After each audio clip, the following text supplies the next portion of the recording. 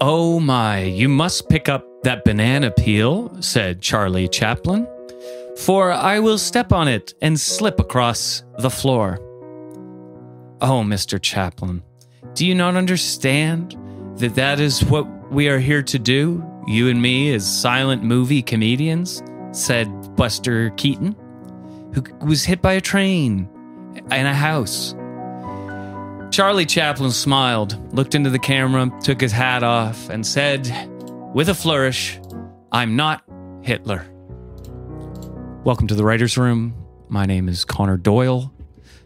With me this week are two very esteemed authors, both of which are well known in the well-respected field of comedy. Hello. Yes, hello.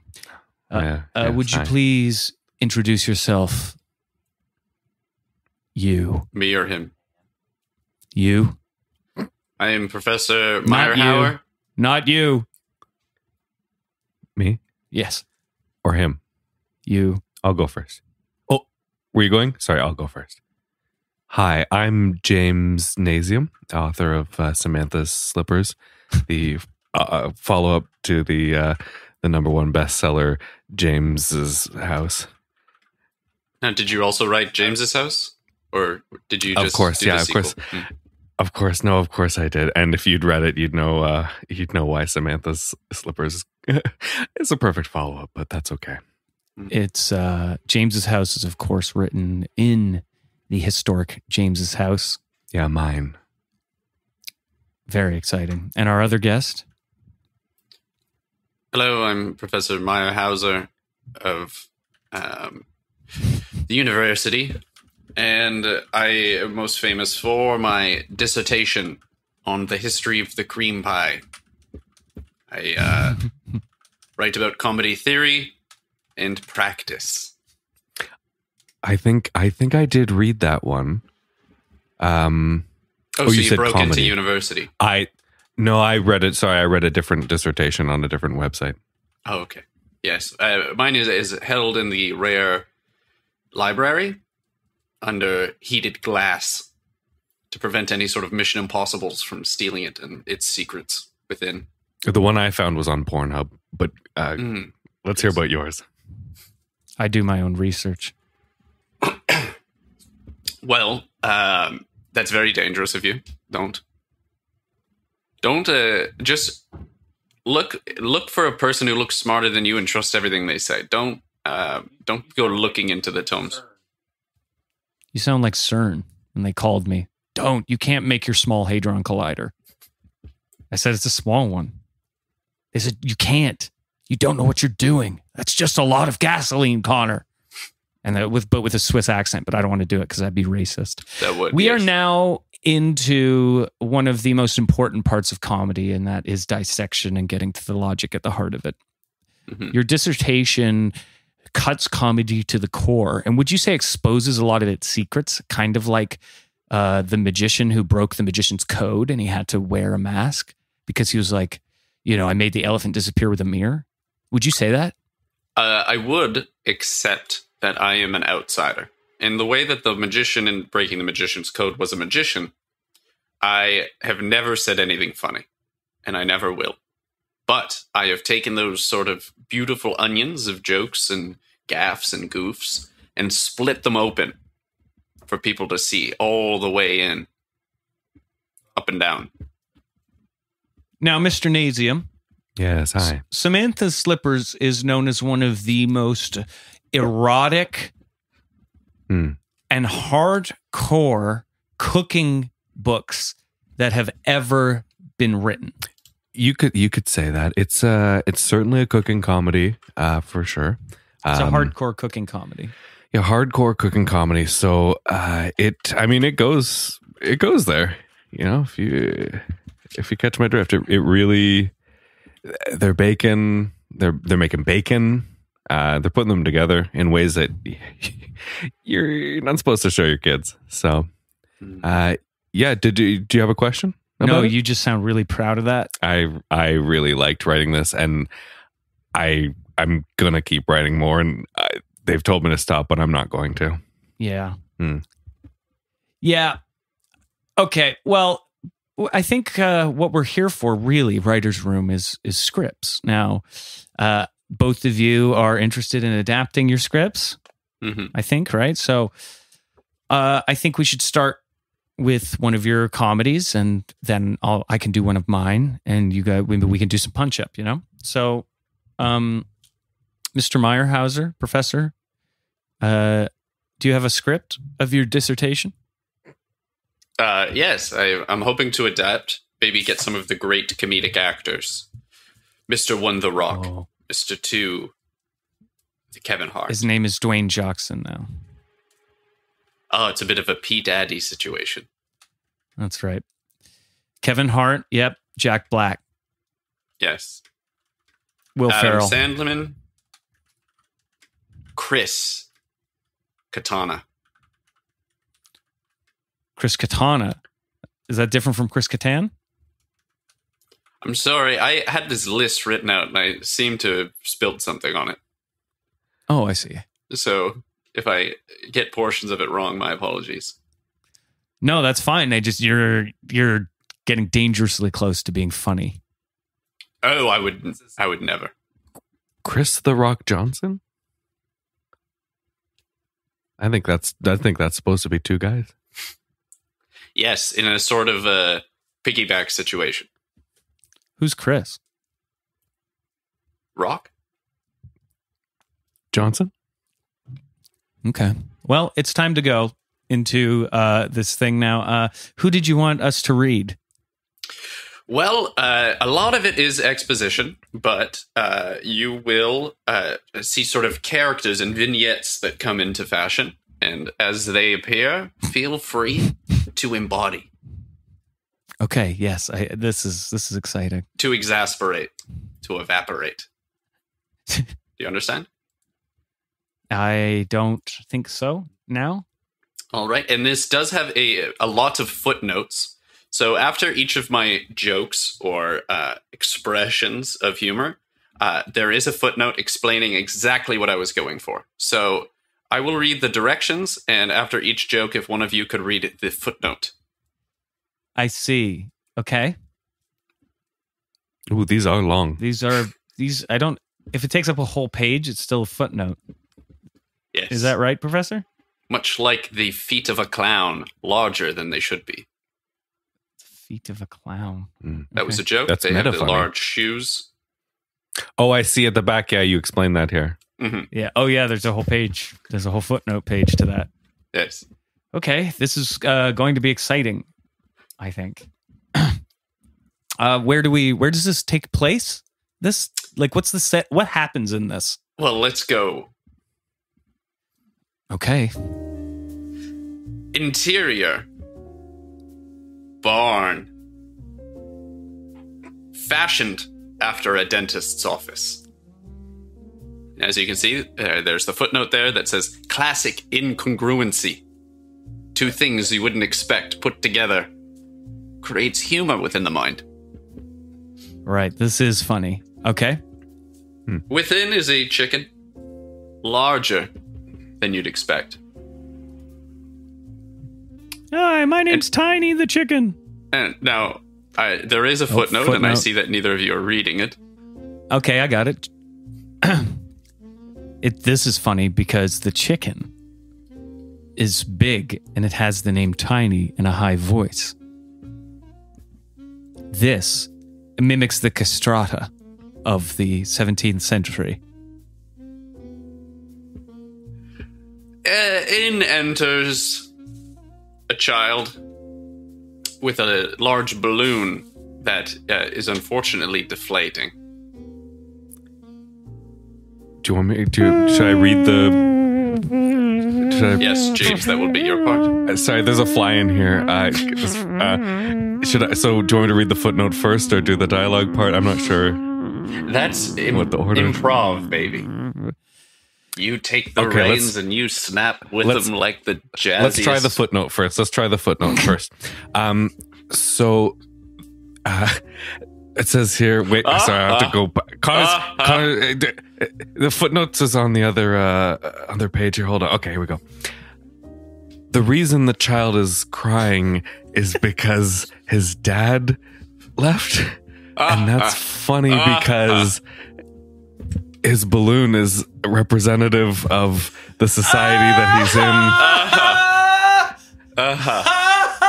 This part's smudged.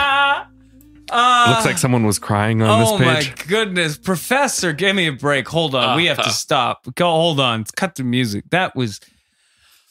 I need a breather from that. We didn't even get to the denouement. Just, I can't wait. I just need a second, you know? I need to wait. Whew. Okay. All right. I'm ready to go back into it. So we're going back into the barn.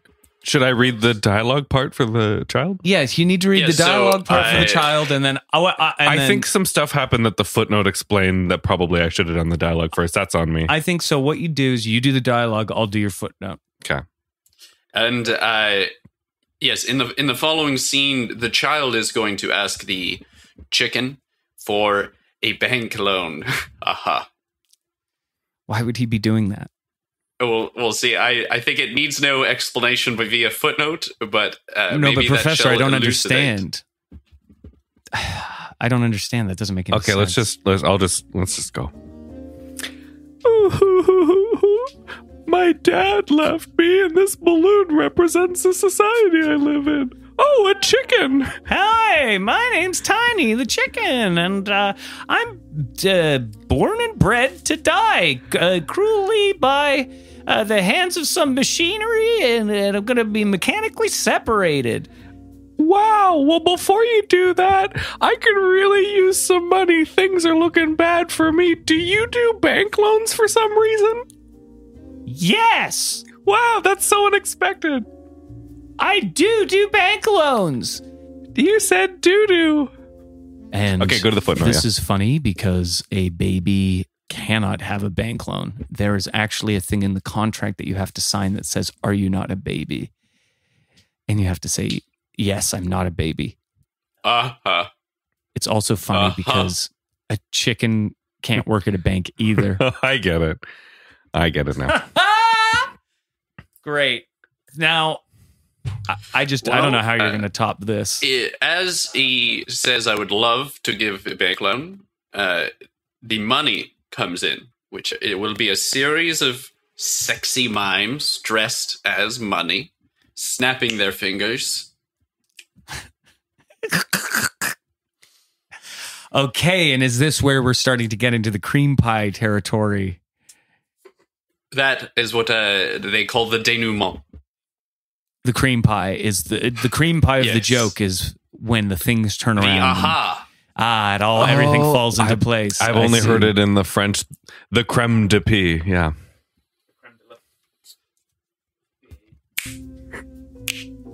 All right, you grab that gun, little boy. Woo, here we go. Well, hold on. Who are these mimes snapping in here? Oh, it's money. Oh, if we get this, you know what we could do? What's that, chicken? No, I see you're hesitating, Connor. There is quite a bit of, we'll say, risque social commentary there about the nature of money and children. Yeah, I think it was the picture. Yeah, the whole footnote is a picture.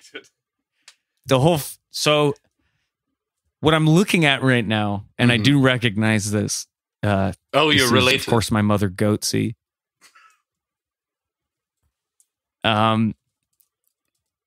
Yes, that's my mom. Now, I feel like... Yes, surprise, incongruency. I don't know if this is funny. It's shocking. I didn't expect it. Full color, too. Okay. And then if we continue on to the next page, let's all Goatsy. All the mimes are goatseeing.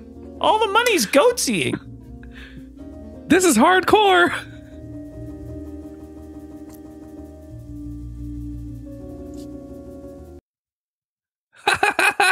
Okay. So this is very funny. Well done, Professor. Thank you, of course. Wow. That really made me think and laugh. Professor, of course. Well, that's very funny. Now, do we want to maybe read the Paper I wrote? adaptation of Samantha Slippers? Oh, sorry. Yes. The hardcore. No, we don't want to read that. If this was the most, I thought the film was an adaptation of the paper. Yes. You wrote a paper on the film afterwards? Yes. Turtles all the way down. It's a reciprocal. Turtles. It's very Kaufman-esque. It's a paper about a film about a paper about a film. Yes. Yeah, okay, I know Callbacks. all these things that you guys are saying. Yeah, I know all of this. Now, Mr. Nasium, Samantha Slippers, the hardcore erotic cooking comedy. This has just recently been turned into a sexy teen comedy drama horror mystery / Bake Off. Ha ha. Are you okay, sir? Professor, do you need help? I know. I found that funny. Oh, and that's what you did? And that's what you do for that. Interesting. Yes. I started typing. I'm writing a paper on your novel here. What, already? Yes. The ideas are flowing. Ha. Okay. Oh. It's he didn't even say anything new. That's the exciting bit. So it was unexpected that you would laugh, and that was Yes, what was funny. I expected something funny to happen, and it didn't. And isn't that funny?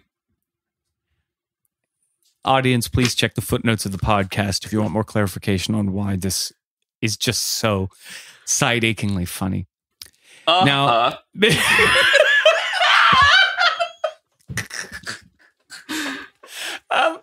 Mr. Nasium, Samantha Slippers, the hardcore erotic cooking comedy. Would you maybe give us a little taste of what kind of story it is? Let me pass out the scripts here. Okay.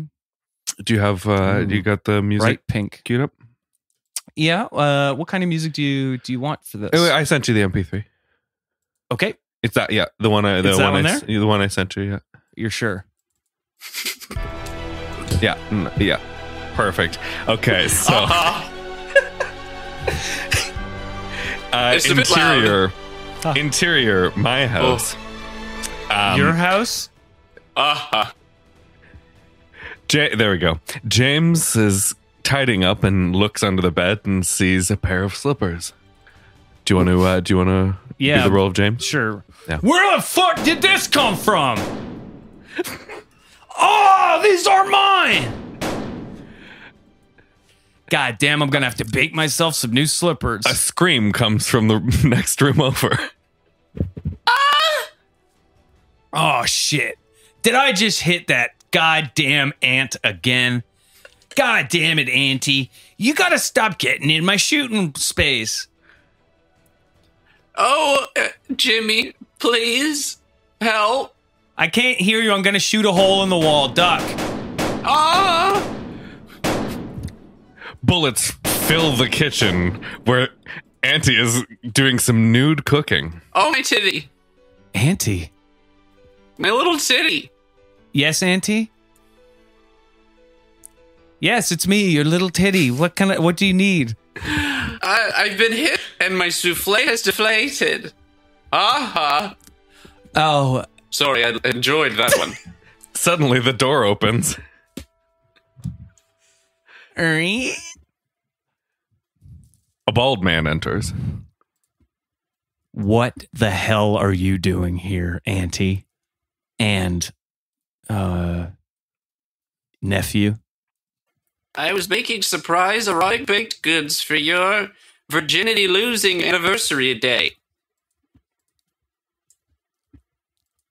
Don't bother lying about it. Quickly, get in the car. We're on the top floor, Uncle. Get in the car, quickly. Get out the window, onto the car. They dive out of the window and land in a cool-looking van. Samantha is driving. Sam, what are you doing here? I'm doing whatever I damn well please, bitch. Oh my God, I could learn a thing or two about a modern woman from you. Quickly, let's go. Is Auntie coming?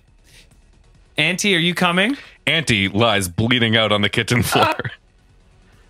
No, don't just forget about me.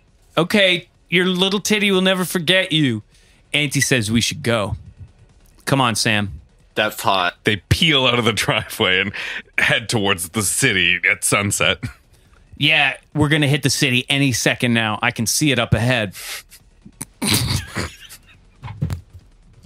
So, what are you been up to?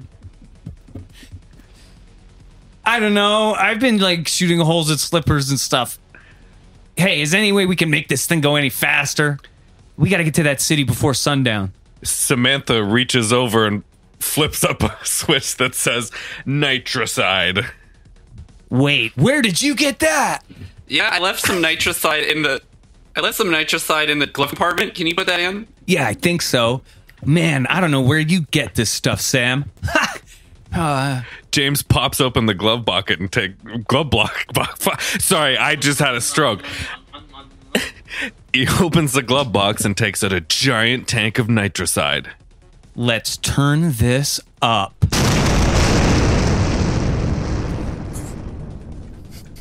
The van explodes, sending them flying. Oh! That's really... James, this is very funny. Right? Thank you. This is just as good as the book. I'm learning how to cook. I'm turned on. And my goodness, I mean, the Slippers, they don't even... Are they Sam's slippers and he shot them because they weren't his? That was at the end of James's house. Samantha leaves and she left her slippers behind. So that's... Oh my God. Okay. Wow. James was incredible there, actually. I thought that was amazing. Yeah, thank you. But I mean, originally it was it moved a lot slower. There was not nearly as many explosions, but you know Hollywood, right? So yeah, I'm glad that still lands.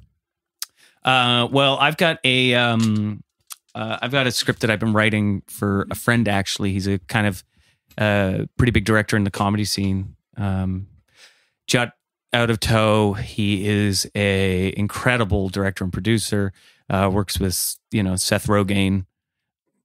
Danny McGriddle works with, who's that guy? Steve Carell? Yes, Steve Carell works with James Frankenstein? James Frankenstein. That's who I'm thinking of. Now, yes, see, I was hired by him, actually, Mr. Judd, as a consultant. He had an idea for a film called The Virgin. Tell me about it. And he said, this guy wants to have sex. And I said, incongruency, Judd, incongruency. Make him old as dirt. And we settled on the 40-year-old virgin. I was hoping for 85, 90. Someone deep in dementia who doesn't even know he hasn't had sex. But, we settled, and I believe the film is funny. Yeah, and you can be quite forceful about that. I remember that's how I first met you. Was I heard, somebody in my house just kept yelling incongruency. Yes, there was a hostage situation. Yeah, and it was very funny. After you explained it to me afterwards, I got what you were doing, and I was like, okay, that is pretty funny, and it was incongruent. I read your open letter about that. That's right. Yeah. Anyway, so yeah, these guys, it's actually really funny, and I want to have a lot of improv in it, kind of let them have the space, because Seth Rogen and James Frankenstein are masters. Yes, I'm looking at the script here. It's very sparse. A lot of the parts you've just written, and then they say something funny. Yeah. Again, I don't want to step on anybody's toes. And I think this is a really good way to have them sort of say something funny. So if we're ready to go, the three of them are living in a house, but what happens? Aliens come and they send a cone down around the house. They take the house and the yard. Aliens ejaculate. No, I didn't say ejaculate. I said they come down and they come and they grab the house. Wait a second. Oh, I see what happened. Wait. It's a homophone. It's a homophone. He got me with it. Ha ha. A little incongruency right there.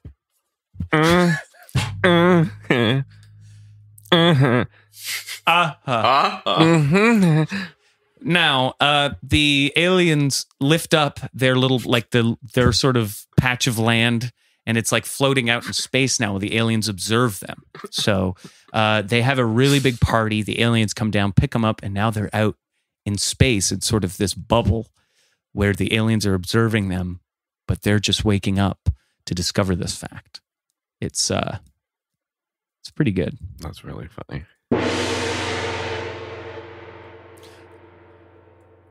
Seth Rogen gets up and flicks his little boner that's there.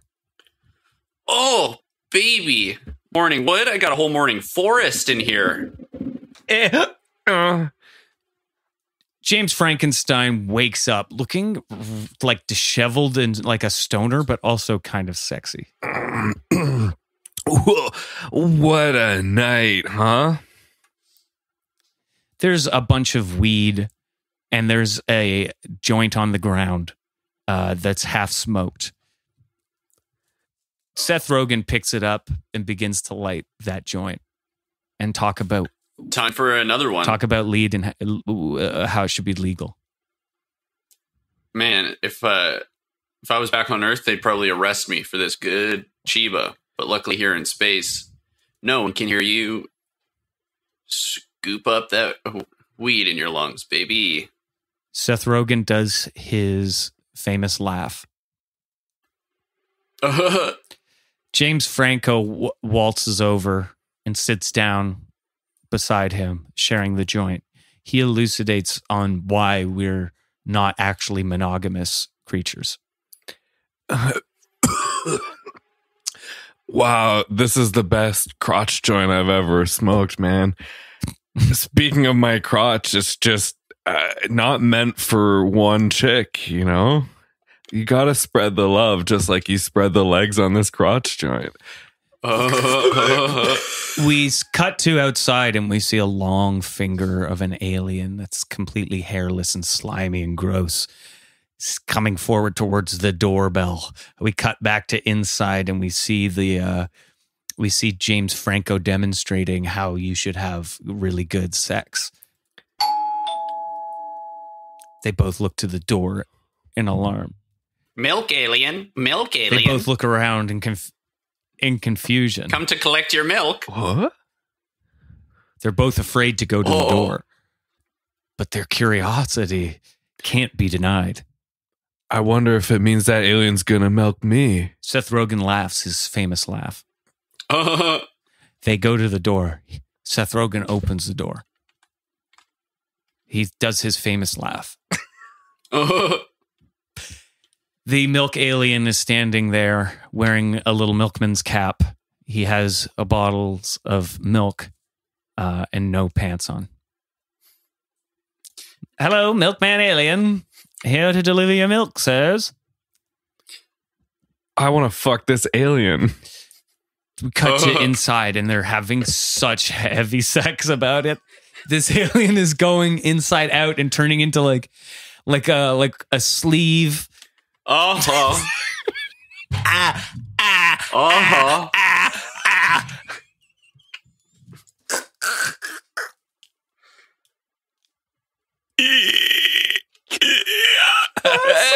So what do you guys think? Oh, you just heard me laughing. Oh, what do you guys think? Wait, yeah, it was good, right? It's good, isn't it?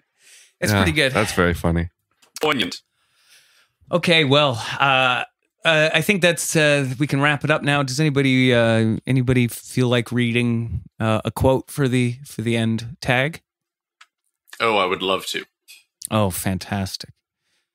Please, I want to thank Mr. James Nasium for Samantha Slippers. I want to thank Professor Myerhauser of the university for his dissertation on the history of the cream pie. I also want to thank Seth Rogen and James Frankenstein for my great movie that's called Pineapple in Space. Take it away, Mr. Professor Myerhauser. From my dissertation on the humor of 9/11. The only thing funnier than 2 is 1. And why not raise the stakes to 0? You expect there always to be two, especially when you name them twins. The great tragedy, of course, becomes funny with time. Jokes about 9/11 will become funnier every second until they reach a nexus, a singularity of it being the funniest thing that has ever happened in the world. I eagerly await that time. Writers Room.